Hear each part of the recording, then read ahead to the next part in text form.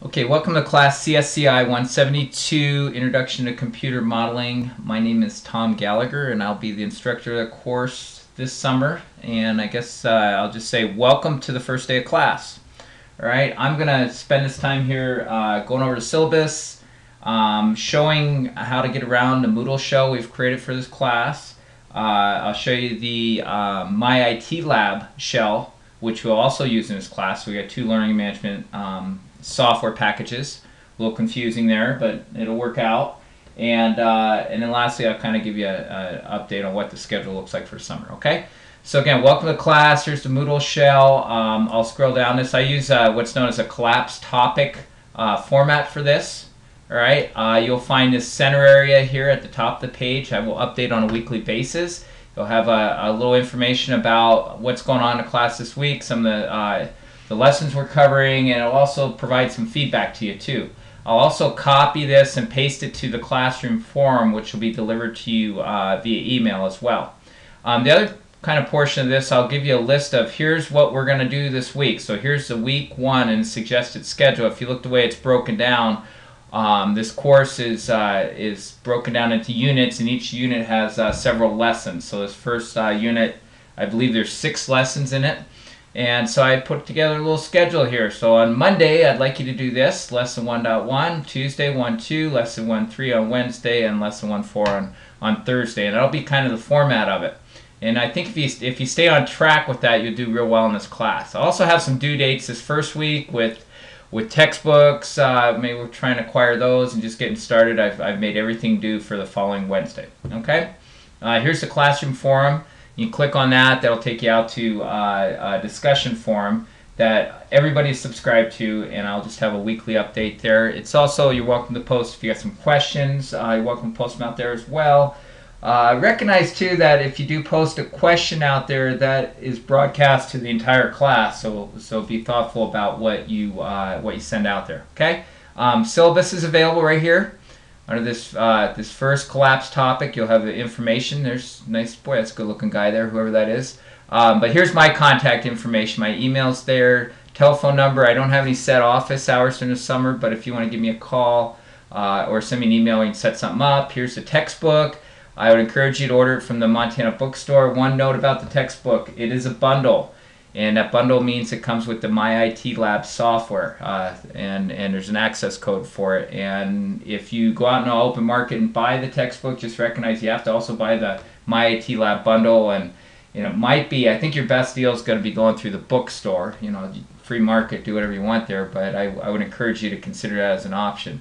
I also have a course calendar here. I'll go over that quickly too. It kind of lays out the course for the entire summer semester.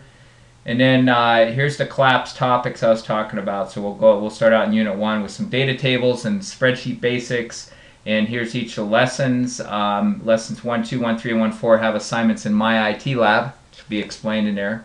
And then assignment 1.1 is just kind of a little classroom introduction if you go through and do that as well. All right. I'll also have you install the My IT Lab with that.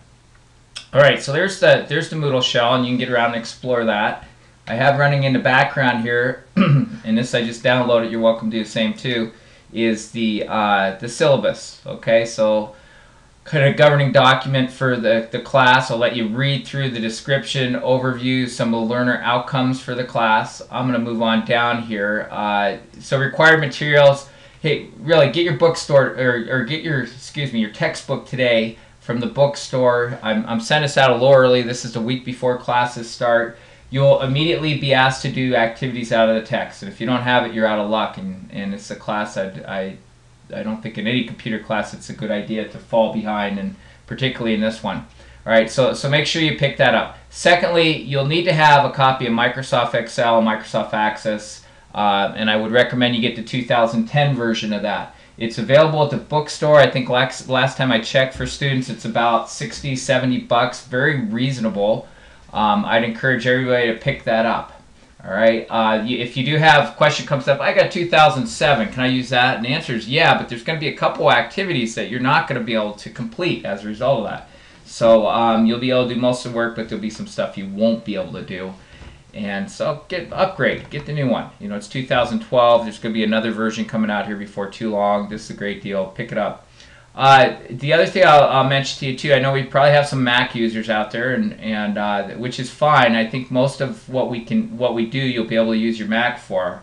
But recognize there'll be a couple of assessments. We do I think we have 6 or 7 assessments we'll do in here, and those assessments you'll have to get on a Microsoft PC and do them there. You will not be able to do them on your Mac. Okay.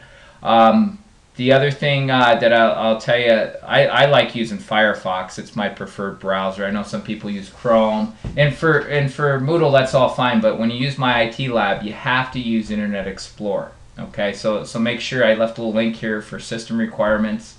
Make sure you look into that.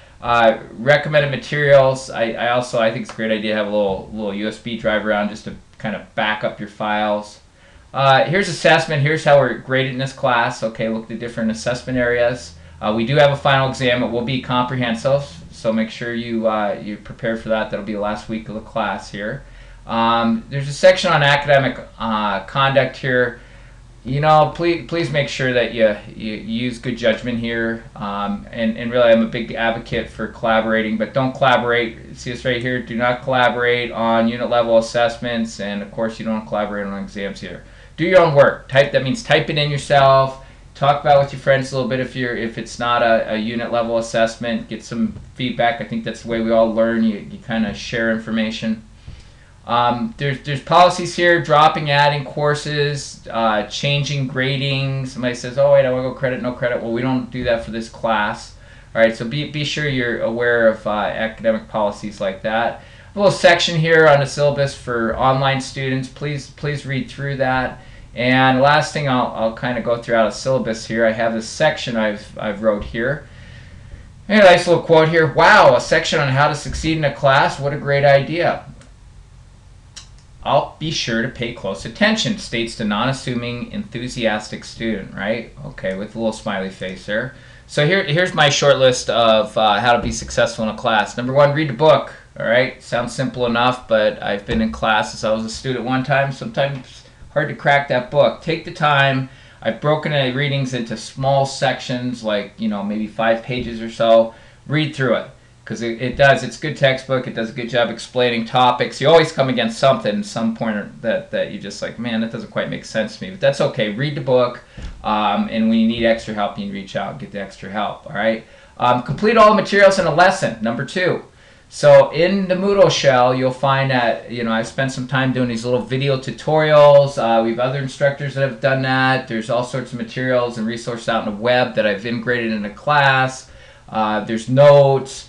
So read through this. Just don't jump right to the, oh, here's my exercise and do it, because you're going to miss a lot. And when you get out into things that are more complex and complicated, I think you're going to struggle if you choose to use that tactic. Okay. Number 3, complete the assigned skill building exercises in my IT Lab. So at the end of each lesson, I give you a little exercise.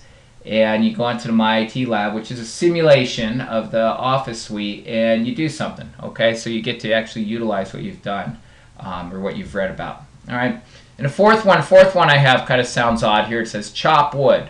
All right, so what does that mean? This is a computer class. Well, it's a metaphor, and what I mean by chopping wood is stay up to date on this stuff. Don't wait till Sunday night and everything's due on Monday, and you're trying to crank out 4 hours worth of work on Sunday night. You're not going to be successful if you do that. Okay, so take it in small chunks. It's been split up in small chunks. Chop the wood, do the work. There's a suggested schedule. Monday do this, Tuesday this, Wednesday this, Thursday this, and then take the weekend off. Take a 3-day weekend, okay? But treat it like you would a face-to-face class. All right, other resources that I've posted for you here. This is the summer schedule, and it's a 10-week course. It's compressed. Most courses are 15 weeks over a semester. Ours is 10.